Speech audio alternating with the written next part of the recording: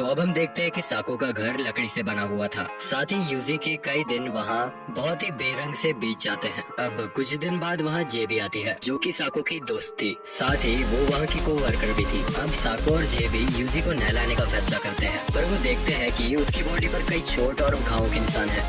यह देखकर साको उसे खाने के लिए खाना दे देती है, पर वो देखती है कि यूजी को सिर्फ एक मक्खी की वजह से बहुत ज्यादा गुस्सा आ गया था। दरअसल ये सब उसके पास्ट की वजह से था। अब धीरे धीरे साको और यूजी आपस में घुलने मिलने लगे थे। साथ ही एक दिन साको यूजी को एक डॉग गिफ्ट करती है जिसका नाम वो लोग जॉन रखते हैं। अब जॉन के साथ खेल खेल कर यूजी बहुत खुश था, साथ ही वो अपने पास्ट को भी भूलने लगा था। तो अब साको उसकी ट्रेनिंग स्टार्ट करती है। वो यूजी को कई बुक्स पढ़ने देती है जिससे कि यूजी को नॉलेज मिले और वो फैसले लेने में माहिर हो सके। अब इस दौरान यूजी को पता चलता है कि साको CIRS के लिए काम करती है। दरअसल ये एक Japanese American anti terrorism organisation है। अब अगले दिन साको यूजी को शूट करने की प्रैक्टिस कराती है। साथ ही वो उसे प्रॉमिस करती है कि अगर वो सही निशाना लगाएगा तो उसे इसके बाद गिफ्ट भी मिलेगा। अब किस्मत से सही निशाना लग भी जाता है। तो अब जब यूजी वापस जंगल से घर आता है तो वो देखता है कि टेबल पर उसके गिफ्ट के तौर पर एक बॉक्स रखा है जिसके अंदर एक गन थी।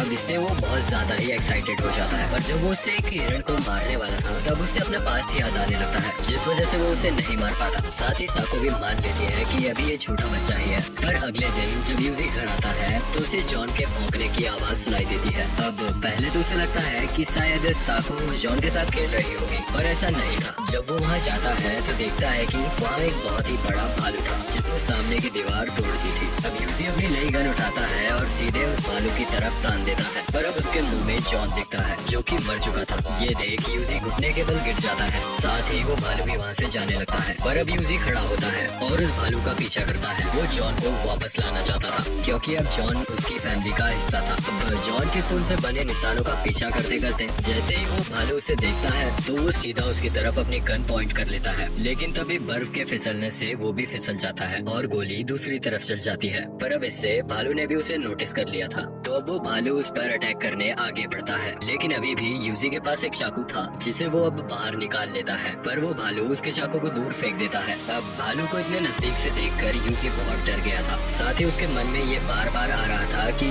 उसे उस भालू को मार देना चाहिए था। अब उसे उसके पास्ट का एक भयानक सीन दिखाई देता है। साथ ही उसको एक लकड़ी भी मिल चुकी थी और इस बार वो समय बर्बाद ना करते हुए सीधा ही उस भालू की आंख पर हमला कर देता है। अब उसने अपनी गन भी उठा ली थी, पर तभी वो देखता है कि वो भालू जॉन को उसके बच्चों के लिए लाया था। अब भालू के बच्चे जॉन को खाने लगते हैं, जिसे देखकर यूजी खुद से ही पूछता है कि आखिर क्यों उसने तब गोली नहीं चलाई, पर अब कुछ नहीं हो सकता था। इसलिए यूजी वापस घर आ जाता है। अब घर आने के बाद वो साको को पूरी बात बताता है और उसे अपनी गलती पर बहुत दुख हो रहा था। लेकिन फिर साको उसे समझाती है कि इसमें उसकी कोई भी गलती नहीं थी। तो अब उसकी बात सुनकर यूजी बहुत तेज रोने लगता है। फिर जब वो जॉन की कॉलर को उसकी ग्रेव पर रख रहे थे तभी उसी वक्त यूजी डिसाइड कर लेता है कि बस अब वो और इस तरह कवर्ड बनकर नहीं जिएगा। यह सब बात वो साको को भी बताता है। साथ ही वो उससे कहता है कि वो साको की तरह स्ट्रॉन्ग बनना चाहता है, जिससे कि हर वो शख्स जिसे वो पसंद करता है उसे बचा सके। अब साको उसे बताती है कि अभी तक जो भी कुछ उसने दिखाया था वो सब सिर्फ उसकी प्रोटेक्शन के लिए था, पर अब जब वो उसे सिखाएगी उसके लिए उसे ये बात समझनी होगी कि इस सब का इस्तेमाल वो जरूरत पड़ने पर ही करे, ना कि किसी से बदला लेने या फिर खुद को साबित करने के लिए। अब अपनी बात को एंड करते वक्त वो उससे ये भी कहती है कि तुम हमेशा ये ध्यान रखना कि अगर तुम्हें खुद से पहले दूसरों को बचाने का मौका मिले तो तुम बिना कुछ सोचे दूसरों को ही चुनना। अब इस सब के बाद एक दिन साको सो रही थी, तभी उसे एक फोन आता है। अब साको को सोते देख यूजी कॉल पिक करता है। अब वो कॉल के मुताबिक साको को जिस काम के लिए बुलाया गया था वो उधर नहीं गई थी, तो अब यूजी साको की जगह पर खुद ही वहाँ चला जाता है। साथ ही जब ये बात जेबी को पता चलती है कि साको की जगह पर यूजी है तो अब इस बात पर जेबी और साको की थोड़ी बहस हो जाती है। पर लास्ट में यूजी कहता है कि इसमें साको ने उसे फोर्स नहीं किया है, ये यूजी की ही मर्जी थी और उसे भी खुद के डिसीजन खुद लेने का पूरा हक है। अब ये सुनकर साको उससे पूछती है कि क्या उसे इस काम का लाइसेंस चाहिए, तो इस पर यूजी तुरंत ही हाँ कर देता है। इसके बाद उसे अमेरिका भेजा जाता है एक खास ट्रेनिंग अकेडमी के लिए। अब अकेडमी में वो एक लड़के से मिलता है जिसका नाम ड्रेनी था।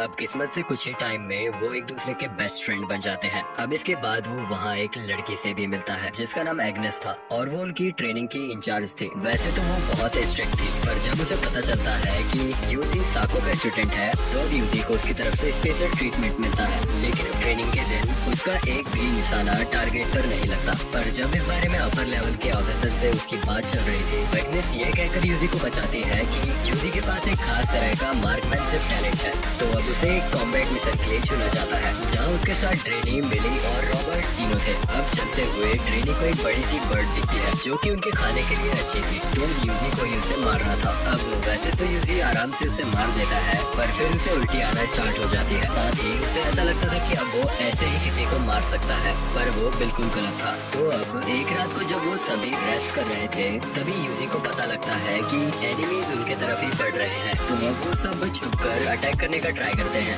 अब एनिमीज के सामने आने पर अब उसे उन पर गोली चलानी थी। तो अब यूजी आंखें बंद कर ये रियलाइज करता है कि इस फाइट में वो कोई भी बेवकूफी नहीं कर सकता, क्योंकि उसके सभी साथी उस पर ही निर्भर हैं। तो अब वो ये सोचता है कि सामने वाले इंसान नहीं, बहुत ही बुरे लोग हैं। तो अब वो आंखें खोलता है और एक के बाद एक सभी एनिमीज को मारते चाहता है, क्योंकि वो नहीं चाहता था कि अब कोई भी और उसे छोड़कर जाए। तो अब वो उसी रात डिसाइड कर लेता है कि जो कोई भी उससे उसकी किसी भी प्रीशियस चीज को लेने की कोशिश करेगा वो उसका दुश्मन होगा। अब ये मिशन करीब 2 महीने चला। अब इसके बाद जब वो वापस आते हैं तो वो देखते हैं कि साको उसका स्वागत करने के लिए खड़ी है। अब ये पहली बार था जब उसे खुद के अलाइव होने की खुशी हो रही है, पर अब वो कंफ्यूज था कि अब वो अपनी लाइफ के साथ आगे क्या करे। लेकिन फिर वो उससे कहता है कि वो अपनी पूरी लाइफ अब उसके लिए ही जिएगा। लेकिन जब वो वापस जापान आता है तो उसे पता चलता है कि साको भी अपनी आखिरी सांसें ले रही है। अब जेबी यूजी को साको की बीमारी के बारे में बताती है, जिसे जानकर यूजी साको के पास जाता है और देखता है कि वो बेड पर पड़ी हुई है। अब यूजी उसका हाथ पकड़कर पूछता है कि क्या तुम मरने वाली हो? तो अब साको देखती है कि यूजी के आंखों में आंसू थे। इसके बाद यूजी वहीं रोने लगता है। तो अब साको उससे कहती है कि लड़के इतनी आसानी से नहीं रोया करते। तो अब यूजी उसकी तरफ देखता है और कहता है कि उसी की वजह से आज यूजी को उसकी लाइफ का सही पर्पस मिला है। पर अब वो भी ये बात समझ चुका था कि वो फिर से अपने किसी खास को खोने वाला है और इसमें वो इस बार भी कुछ नहीं कर पाएगा। तो अब वो साको से पूछता है कि उसके जाने के बाद वो आखिर करेगा क्या। पर फिर जब जेबी से उसे पता चलता है कि साको के पास अब और टाइम नहीं है और शायद वो इस रात भी सरवाइव नहीं कर पाएगी, तो ये जानकर अब यूजी साको के पास बैठने का फैसला करता है। साथ ही वो उससे भी स्टार्स के बारे में बात कर रहा था। अब साको हल्का सा हंसते हुए कहती है कि वो अब बहुत थक चुकी है, इसलिए अब वो रेस्ट करना चाहती है। तो अब वो एक दूसरे को गुड बाय बोलते हैं और इसके बाद साको कभी अपनी आंखें नहीं खोलती।